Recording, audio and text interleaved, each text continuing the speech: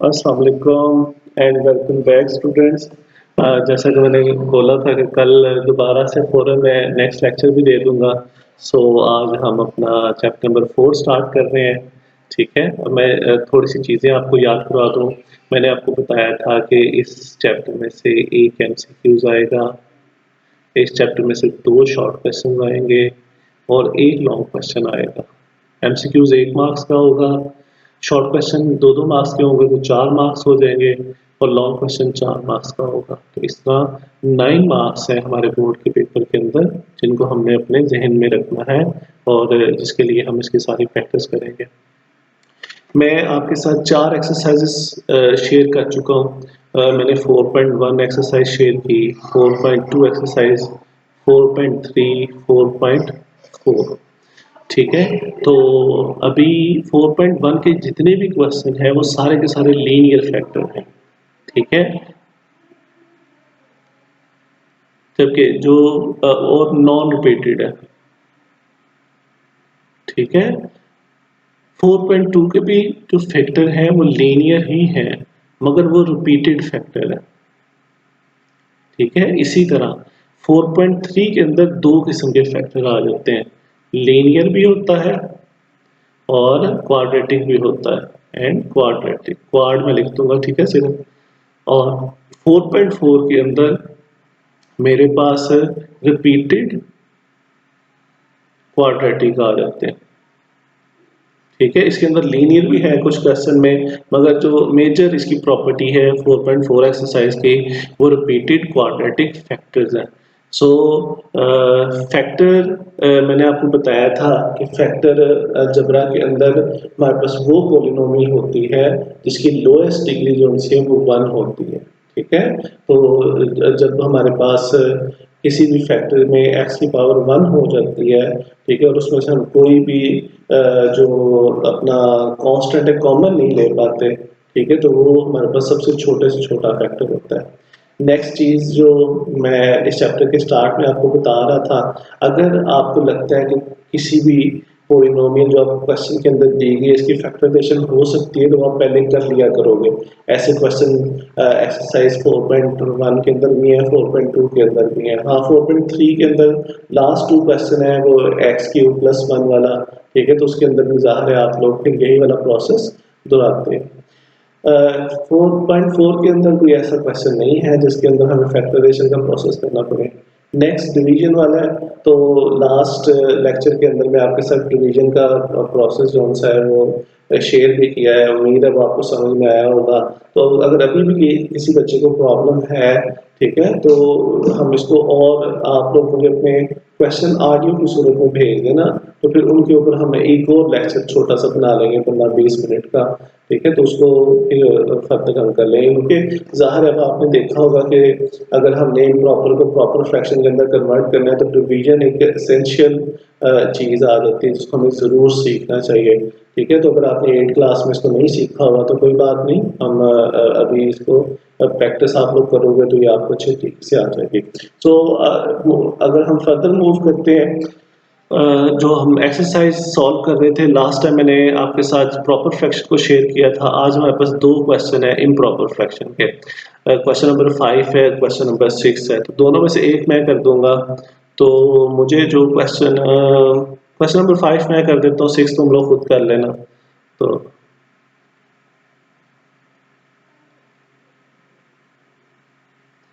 x⁴। अच्छा हाँ, कुछ बच्चे जो उनसे हैं वो अपने घरों में ट्यूशन पढ़ रहे हैं, बहुत अच्छी बात है।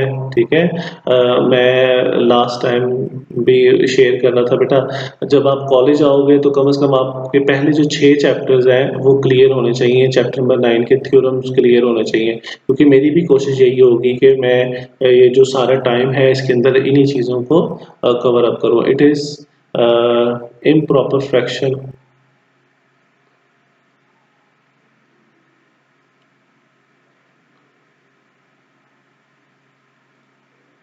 ये जनाब मेरे पास इम्प्रॉपर फ्रैक्शन है। अब कैसे है इसका अंदाज़ा आप लोगों ने खुद लगाना है, ठीक है। तो अगर ये इम्प्रॉपर है तो उसका मतलब है मुझे इनको डिवाइड करना पड़ेगा, मगर डिवाइड करने से पहले ज़ाहिर है फिर मैं इसको यूँ डिवाइड नहीं कर सकता, ये पोलिनोमियल की सूरत में होना चाहिए, इसका ये स्केयर नहीं होना चाहिए। तो सबसे पहले मैं ये करूँगा, इसका स्केयर ओपन कर लूँगा ताकि ये मेरे पास एक टर्म्स की सूरत में मेरे पास चीज़ें बन जाए। तो ये देखो फर्स्ट टर्म का स्केयर प्लस सेकेंड टर्म का स्केयर टू फार्मूले का फर्स्ट टर्म और सेकेंड टर्म। तो ये फार्मूला अब आपने नहीं भूलना, ये बिल्कुल मैंने a प्लस बी का होल स्केयर ओपन किया है, A square B square plus two A B. तो ये मेरे पास आ जाएगा एक्स की पावर 4 प्लस 4x स्केयर। थोड़ा सा मैं इसको अरेंज कर दूंगा, ये जनाब आ गया। अब जब हम इसको डिवाइड करेंगे तो ये जो न्यूमरेटर है वो मेरे डिविडेंड में आ जाएगा और ये मेरा डिवाइजर बन जाएगा।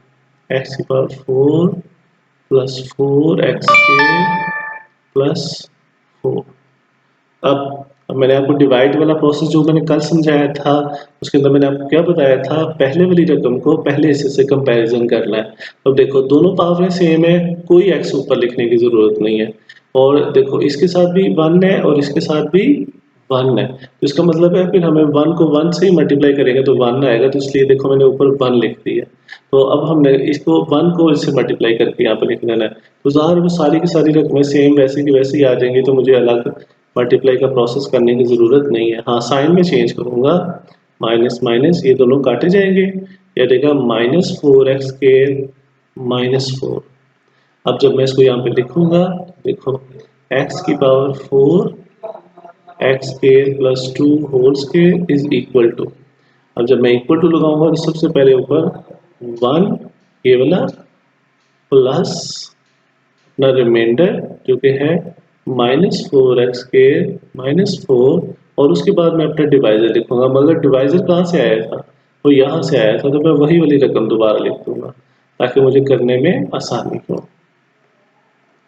अब इसको मैं इक्वेशन नंबर 1 का नाम दे दूंगा। नाउ टेक, इसमें से इस हिस्से की पार्शियल फ्रैक्शन करनी है मुझे, जिसको मैं सर्कल लगाने लगा हूँ, तो इसको भी मैं अलग ले लूँगा। तो यह देगा -4x² -4 divided by x² plus 1 whole square, sorry 1 नहीं 2 गलती होगी, इज इक्वल टू। ओके जी, अब हमारे पास फैसला ये करना है रिपीटेड फैक्टर है या नॉन रिपीटेड है। तो अब ब्रैकेट के बाहर पावर है तो ये रिपीटेड फैक्टर है। एक बात तो ये होगी लीनियर है या क्वाड्रेटिक है। एक्स की पावर देखो, तो अगर आप एक्स की पावर देख के ये अंदाजा लगा रहे हो कि ये क्वाड्रेटिक फैक्टर है, देन यस ये क्वाड्रेटिक फैक्टर है। तो अब हमें इन फैक्टर को लिखना है, चूंकि रिपीटेड फैक्टर है तो 1 पावर से स्टार्ट करेंगे, फिर दूसरे हिस्से में पावर 2 लिख देंगे। अब कल मैंने आपको याद होगा वो मैंने आपको एक क्वेश्चन भी करने के लिए दिया होगा, उम्मीद है आप लोगों ने वो किया भी होगा। तो उसको आप लोग इनको कनेक्ट कर देंगे प्लस के साइन के साथ, ax प्लस बी, जबकि यहाँ पे आ जाएगा cx प्लस डी। ये इक्वेशन नंबर 2 मेरी आ जाएगी। अब मैं मल्टीप्लाई कर दूंगा,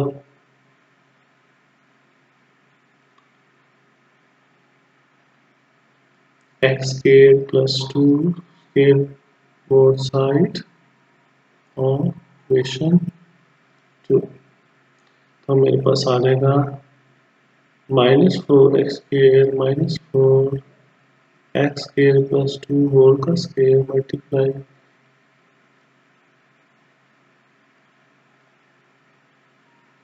गलती होगी x² plus 2 multiply x² plus 2 whole का square plus cx plus d x² plus 2 whole का square multiply x² plus 2 whole का स्केयर।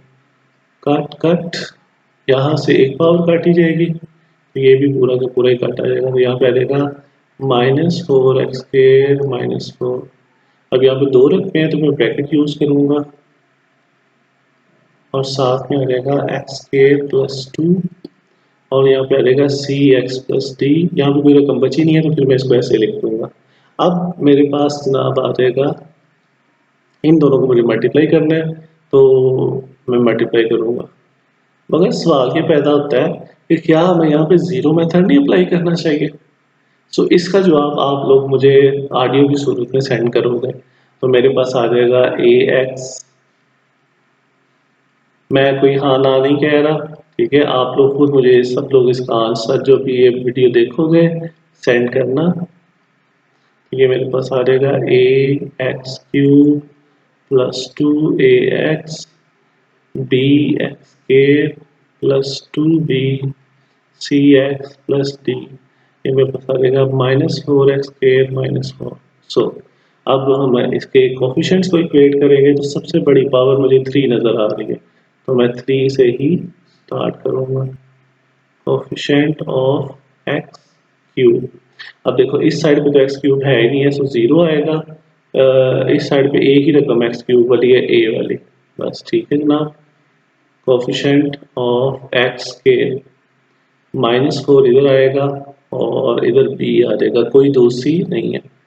कोफिशिएंट ऑफ एक्स, इधर जीरो आ जाएगा, टू ए आ जाएगा, सी आ जाएगा। और कोफिशिएंट ऑफ कांस्टेंट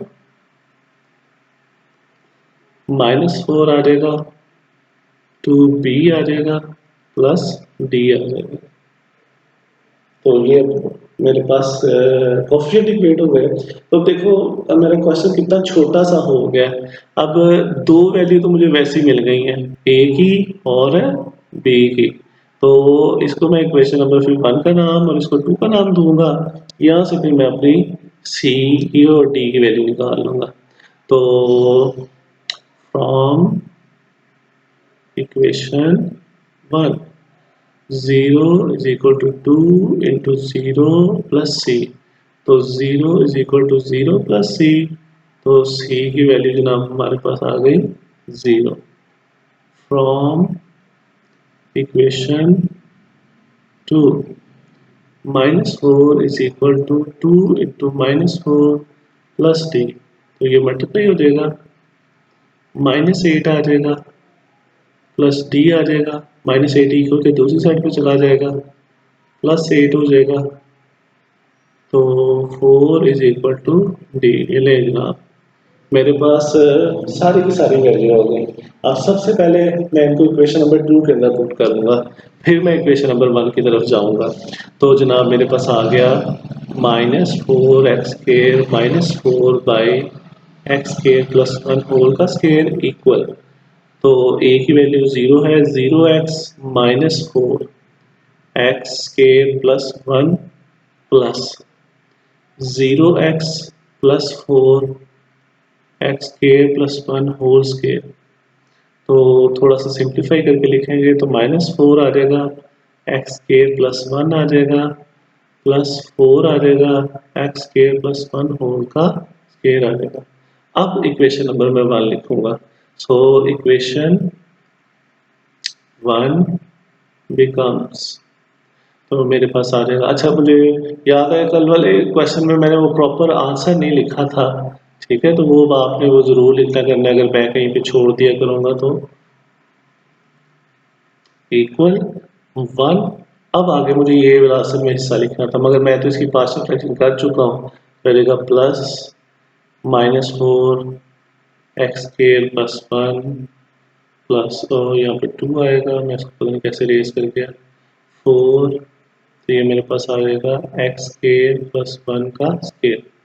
ओके जनाब, अब लास्ट में यहाँ पे एक फिर चीज़ आ गई। अब देखो ये इस माइनस को मैंने प्लस से मल्टीप्लाई करना है। कल मैंने आपको बताया था कि अगर दो टर्म्स होंगी तो हम कॉमन लेंगे, तो आज एक ही टर्म है, ठीक है। तो कॉमन लेने की फिर कोई ज़रूरत नहीं, हम डायरेक्ट लिख लेंगे।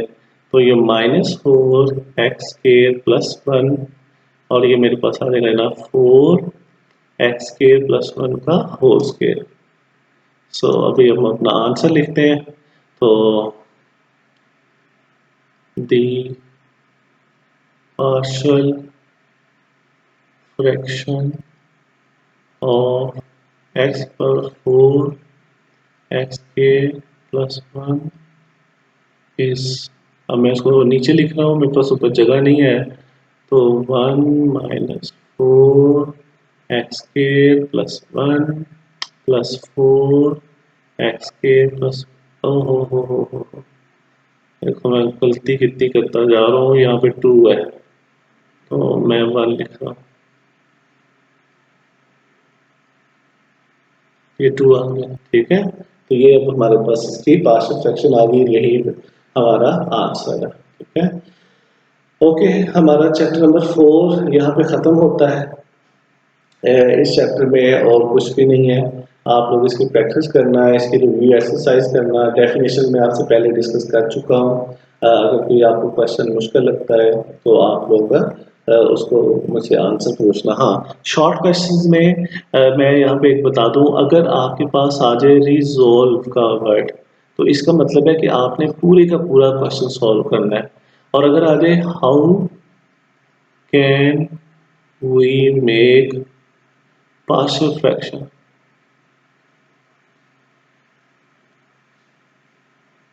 तो फिर जस्ट आपने इसके पार्शियल फ्रैक्शन कोएफिशिएंट लिखने हैं, यानी आपने एबीसीज लिखनी है बस, और इसको ज़्यादा सॉल्व करने की ज़रूरत नहीं है। इसी तरह इस स्टेटमेंट को कहते हैं, इसको चेंज कर देते हैं, कैसे, रिजॉल्व, समटाइम ये भी लिखते हैं, रिजॉल्व इनटू अननोन वेरिएबल।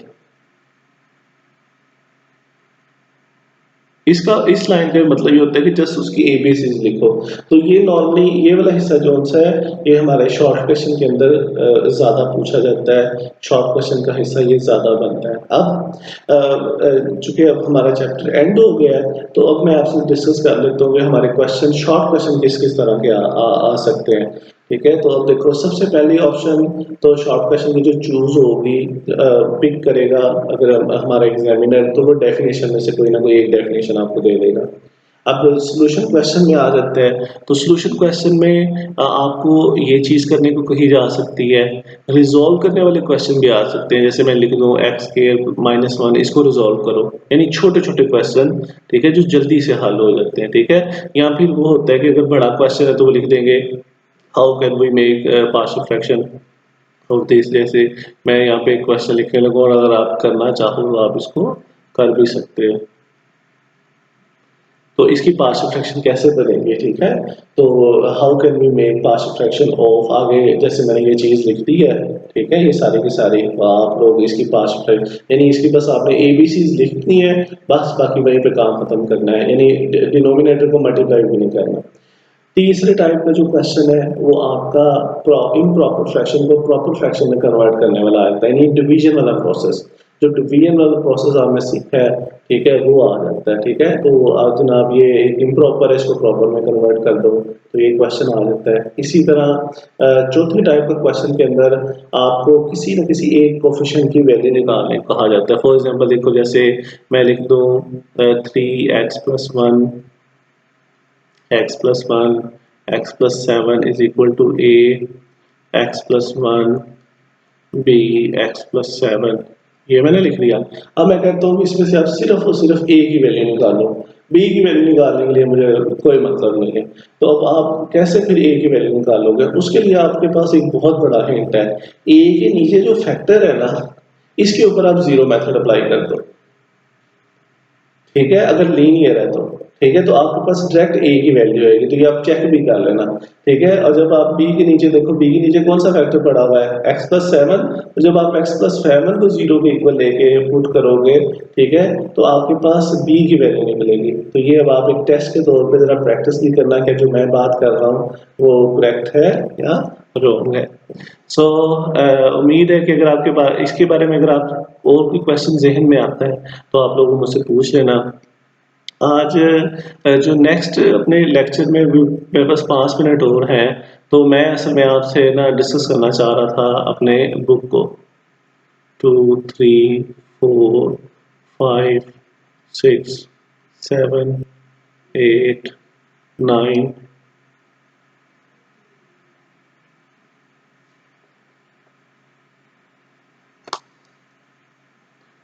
10, 11, 12 और 13। चलो, उम्मीद है कि हमारे पास जो है ना वो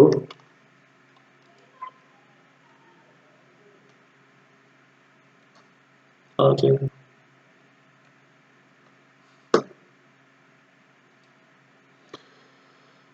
ओके जी। अब यहाँ पे मैं आपके साथ आपका पेपर डिस्कस कर रहा हूँ बेसिकली, ठीक है। जो मेरा मेन मकसद है वो पेपर को डिस्कस करना है। तो ये भी मेरे पास आ गया, चलिए उम्मीद है, ठीक है। सो 13 चैप्टर है हमारे पास, जिसमें से हमारा पूरे का पूरा जो पेपर है वो बनने वाला है। एमसीक्यूज सबसे पहले मैं डिस्कस करूंगा।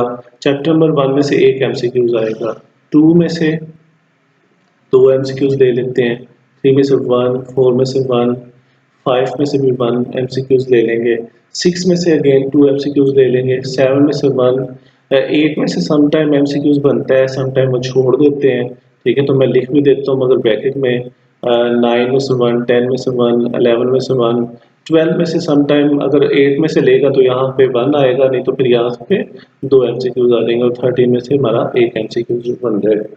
तो ये हमारे पास एमसीक्यूज की तरतीब होगी, ठीक है, जो चैप्टर में से पिक किए जाएंगे। नेक्स्ट हमारे पास जो शॉर्ट क्वेश्चंस है, शॉर्ट क्वेश्चन की अब ग्रुपिंग होगी। पहली सेक्शन जो क्वेश्चन है, शॉर्ट क्वेश्चन वाला ग्रुप है, वो 1 से लेकर 3 चैप्टर तक बनेगा।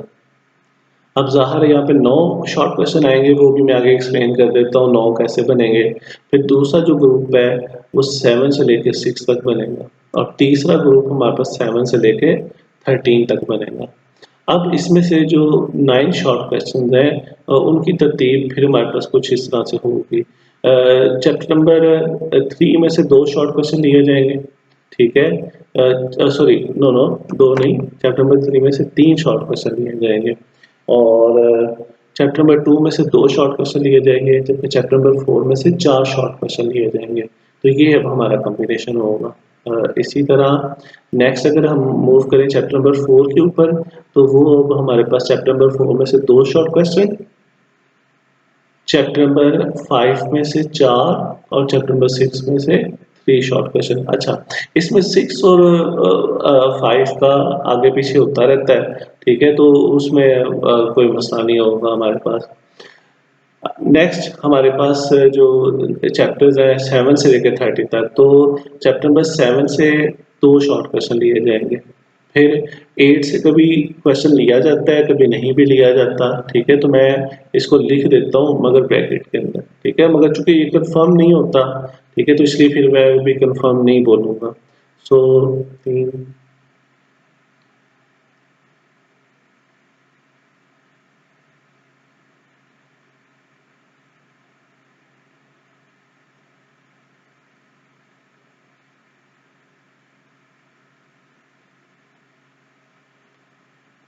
ये अब हमारे पास तरतीब आ जाएगी, ठीक है।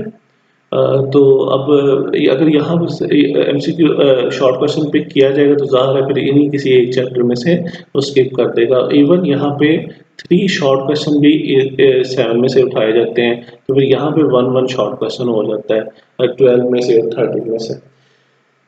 अब हमने चैप्टर नंबर 4 डिस्कस कर लिया है, तो अब आपको अंदाज़ा हो गया होगा कि शॉर्ट क्वेश्चन किस तरह के आते हैं। 7 से लेकर 13 तक एक 7 चैप्टर ऐसा है जिसमें मोस्टली जो सॉल्यूशन क्वेश्चन है वो आपसे कंसेप्चुअल क्वेश्चन जो उनसे पूछे जा सकते हैं। मगर अगर हम 8 से 13 तक की बात करें तो मोस्टली जो उनसे यहाँ पर एक डेफिनेशन का ग्रुप आता है, ठीक है। आपको डेफिनेशन जो उनसे वो मिलती हैं जिनको आप याद करते हो। तो अभी जो नेक्स्ट लेक्चर है वो भी मेरी कोशिश होगी कि चैप्टर नंबर 8 से लेकर चैप्टर नंबर 13 तक मैं आपके साथ शेयर करूं, ठीक है, ताकि यहाँ से डेफिनेशन वाला जो ग्रुप है वो आपको पढ़ाया जाए। और दूसरा मकसद ये है कि जो बच्चे पीछे से अभी स्टार्ट ले रहे हैं, यानी जो लेट स्टार्ट हुए हैं, उनको थोड़ा सा टाइम मिल जाएगा चैप्टर नंबर 4 करने का। तो नेक्स्ट जो तकरीबन 7 से 8 जो लेक्चर होंगे उनके अंदर जो बेसिक पर्पज़ है वो एक तो आपके थ्योरम्स, और दूसरा आपका जो सा है जनाब आपका क्या इसका नाम लेते हैं, डेफिनेशंस को हम यहाँ पे करेंगे। उसके बाद फिर हम चैप्टर नंबर 3, चैप्टर नंबर 5 6 को करेंगे, और एंड में 1 2 को भी कर लेंगे, ठीक है। तो इस तरह की हमारी ये तरतीब होगी। लॉन्ग क्वेश्चन के लिए जो कॉम्बिनेशन है वो 1 और 2 का बनता है, ए पार्ट 1 में से, बी पार्ट 2 में से, फिर इसी तरह 3 में से एक पार्ट, 4 में से बी पार्ट, ये क्वेश्चन नंबर 5 बन जाता है हमारी बुक का, ये क्वेश्चन नंबर 6 हो जाता है, ठीक है। फिर 5 और 6 आ जाएगा, क्वेश्चन नंबर 7 हो जाएगा। क्वेश्चन नंबर जो 8 है वो मेरे पास लॉन्ग क्वेश्चन 7 और 13 में से बन जाएगा, ठीक है। और क्वेश्चन नंबर जो 9 है, अब ये थ्योरम का क्वेश्चन होगा, इसमें 9 चैप्टर या 12 चैप्टर और मैं लिखने लगा हूँ, दोनों में से किसी एक का थ्योरम याद आपने दोनों में से ऑप्शन होती है, 9 का करो या 12 का करो, तो फिर ज़ाहिर है हम ये 9 वाला जो थ्योरम है वो चूज़ कर लेंगे। 12 वाले भी हम पढ़ेंगे, मगर आपके लिए मैं चॉइस छोड़ दूंगा कि अगर आप एक अच्छे थ्योरम चैप्टर के अच्छे तरीके से तैयार कर लेते हो तो वो भी हमारे पास एक बेस्ट ऑप्शन बन जाएगी। सो ये मेरी पूरी बुक के जो असेसमेंट आप कर सकते हो, एक जनरल सी असेसमेंट है। तो अगर ये with the passage of time की चेंज होती है तो इंशाअल्लाह क्लास में हम इस चीज़ को भी डिस्कस कर लेंगे कि ये किस किस तरह चेंज हो सकती है। ओके बच्चों, खुदा हाफिज़, हैव अ नाइस डे। अच्छे तरीके से इसकी प्रैक्टिस करो।